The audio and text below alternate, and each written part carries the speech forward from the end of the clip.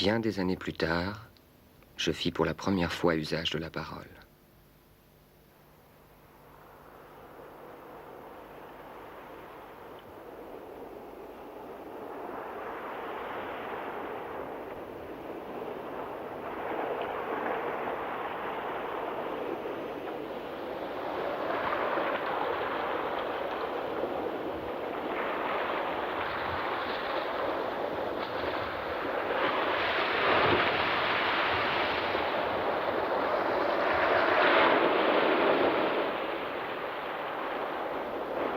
Je me rappelais l'instant précis où ma boîte crânienne avait éclaté, fracassée d'un coup furieux entre marteau et enclume.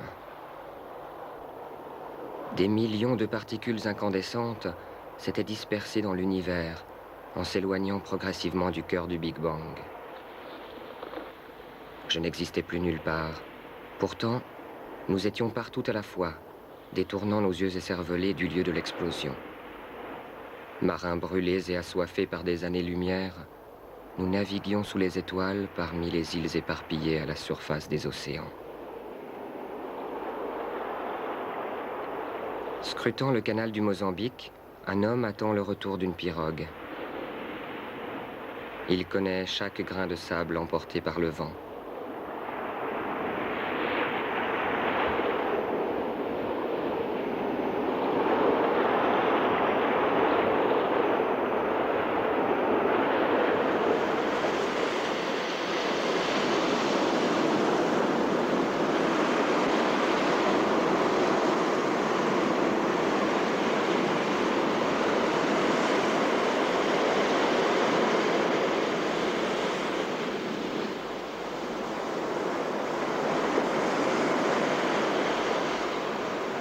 Que reste-t-il du port que j'ai quitté cette année-là? Un embarcadère en ruine, rongé par l'océan Indien, vers lequel je tentais de mettre le cap avec le sextant de ma mémoire.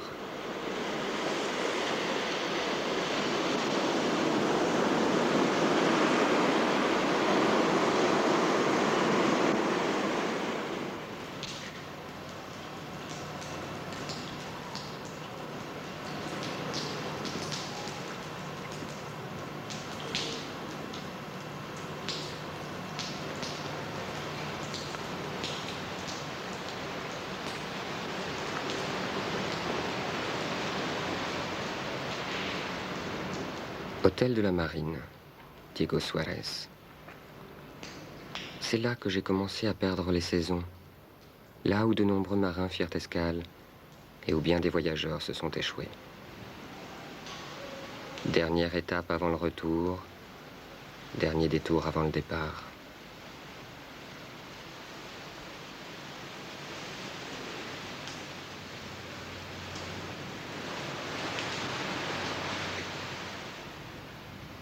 Hôtel de la Marine.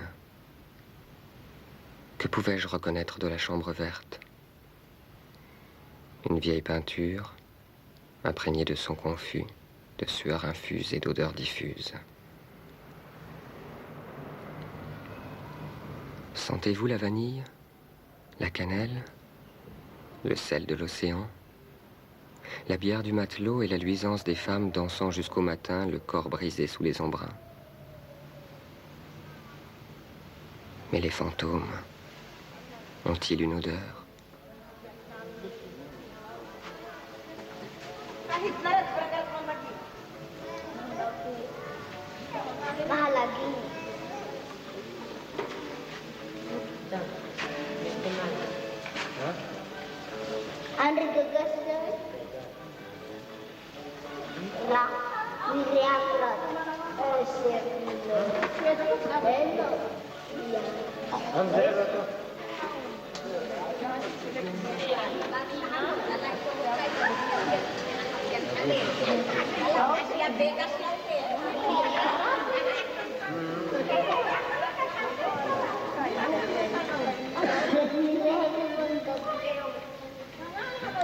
Emporté par 3 chevaux dans l'aube titubante, je m'endormis dans la chambre verte en goûtant aux premières gouttes de rosée entre 2 pétales de rose noire.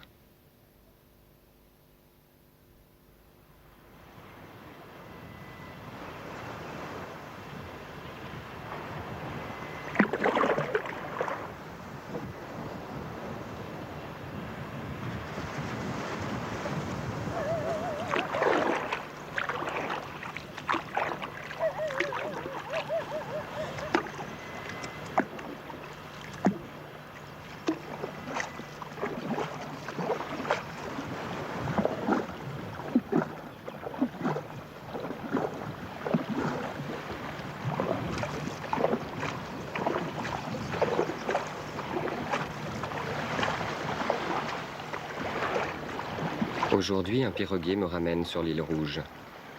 Il joue avec les vents, s'infiltre dans les courants. Assoupi dans l'arbre creux ballotté par l'océan, je ne sais toujours pas où ni comment est passé le temps.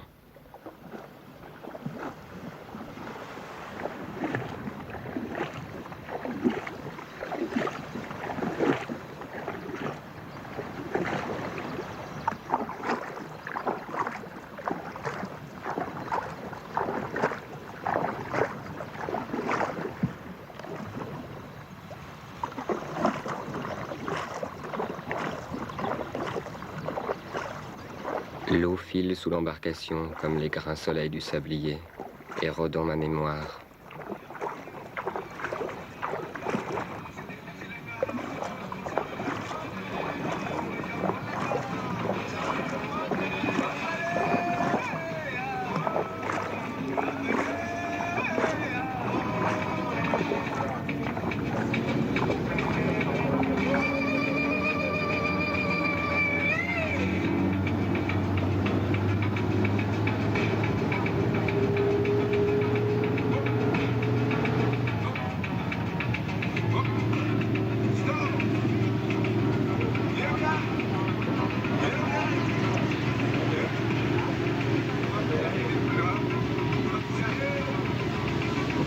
Sur la côte lointaine, un village se réveillait.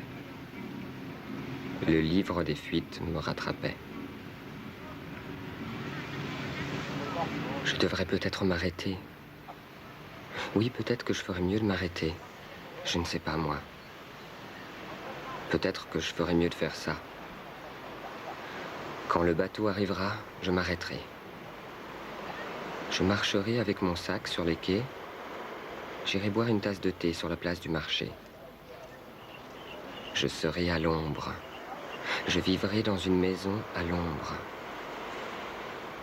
J'aurai des sandales avec une semelle faite avec un pneu de camion, un pantalon blanc et une chemise de coton sans boutons. Je pourrai vivre dans le village. Je mangerai du riz et du poisson séché. Je boirai du thé glacé. J'attendrai.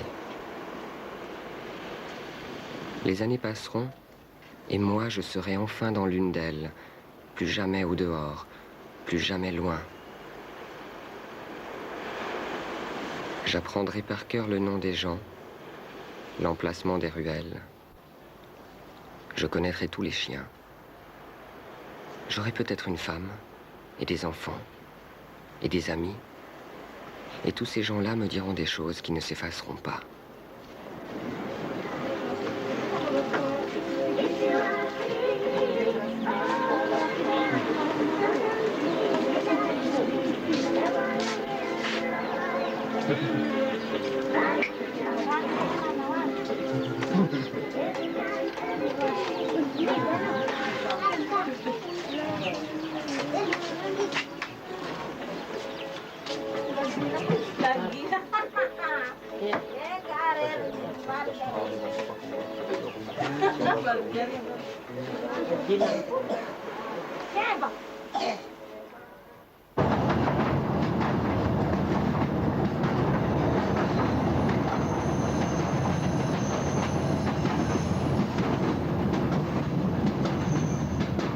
La vision troublée par les débris de lumière, je me laissais emporter par la machine qui danse sur les rails.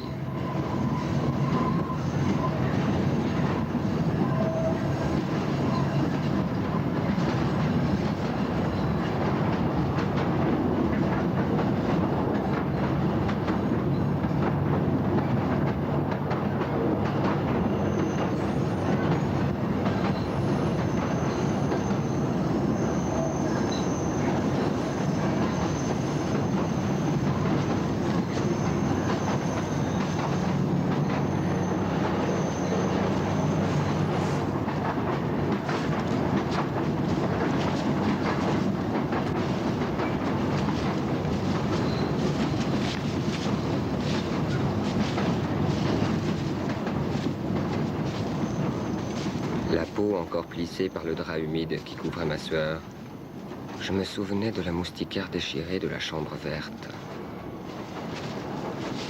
Je me souvenais de ma vie entière s'éparpillant, éclaboussant les murs moisis, s'égarant parmi les arbres de la montagne d'Ambre.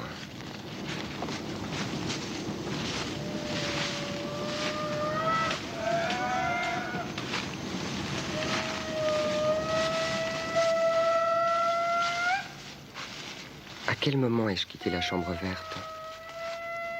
Depuis combien de temps les enfants dansent-ils en se moquant du temps?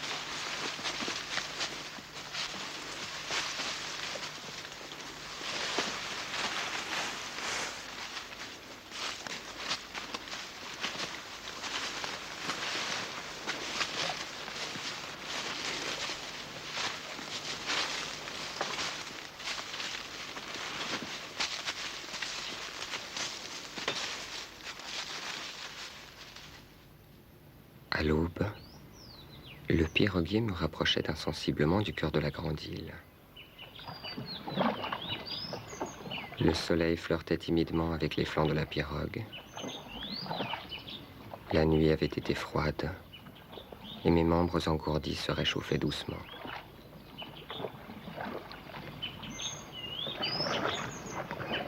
Je me glissais parmi les esprits du fleuve Tsiribine qui s'éveillaient en vacillant sur les eaux. En ce lieu où tout semblait un jour avoir commencé, habité par le murmure des ancêtres, l'horizon chancelait, se mêlait aux brumes éphémères où se dissipait ma raison.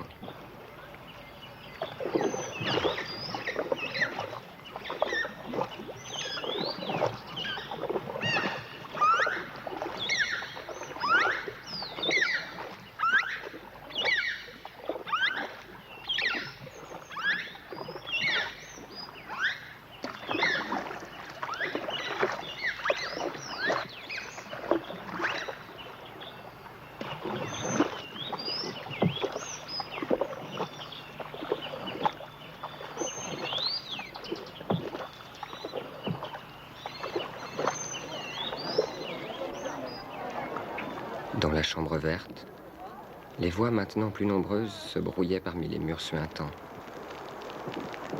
Mes yeux noirs ne reconnaissaient plus un seul visage. Autour de mon corps blanc, les enfants riaient et chantaient. La fièvre m'enlevait dans un éclat de rire. Elle me soufflait comme de la cendre et je sentais l'œil du cyclone posé sur les braises où fumaient mes chairs. Mes restes se dispersaient dans un nuage de lucioles emportés par la tourmente. Le ciel nocturne s'embrasait comme l'écran de cinéma où défile une vieille pellicule noire et blanc rayée par le sable et déchirée par le vent. La mémoire me revenait, m'éblouissait, m'aveuglait. Les membres immobiles, je suais, impuissant, inondé d'images brûlantes, d'images oubliées. Tout devenait pourtant si clair, si lumineux, que la peur s'éclipsait.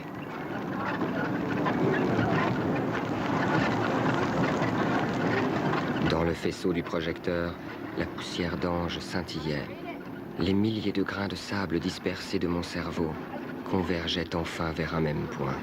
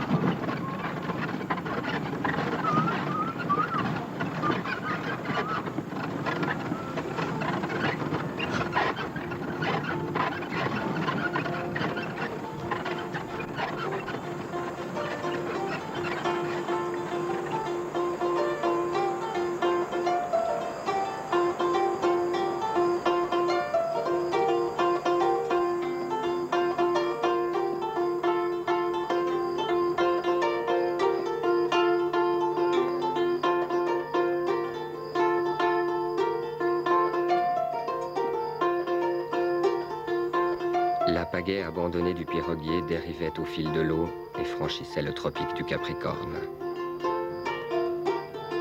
En cet instant diffus, Henri Miller me parlait dans l'obscurité de la chambre vide. Si l'on m'offrait la place de Dieu, je n'en voudrais pas. J'agirais de même si j'avais la possibilité de me changer en astre. L'occasion la plus extraordinaire que nous offre la vie, c'est d'être humain. Cela suffit pour embraser tout l'univers. Cela implique la connaissance de la mort que Dieu même n'a pas la joie de posséder.